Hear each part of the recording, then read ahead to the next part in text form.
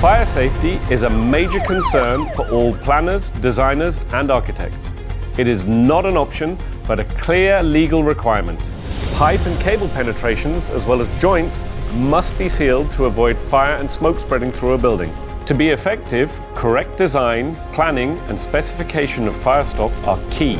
This may be a complex task, even for experienced professionals. Die Brandschutzungen sind ein sehr großes Thema. Die Zusammenarbeit mit Hilti ist für uns im Planungsprozess sehr wichtig, welches der richtige Brandschutz in diesem Fall ist.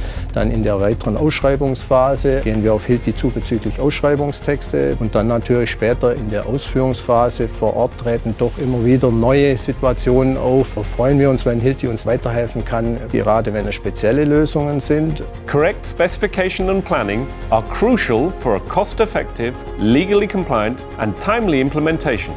With more than 30 years of experience, a worldwide network of experts and a detailed understanding of codes and design guidelines, Hilti has you covered. Our easy-to-reach engineers will help you with any type of Firestop specification.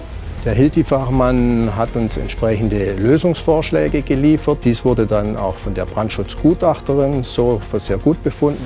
We also offer services such as drawings, typicals and specification texts, high-level state-of-the-art seminars, and design and modeling software, including our online BIM CAD library. Our leading portfolio of internationally approved products includes pre-engineered devices with additional tests on movement, seismic, acoustics, and much more. Professional documentation is made simple by our popular dedicated software.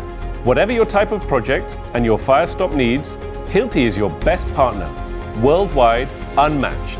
Make specification easy and call your regional Hilti Firestop expert today.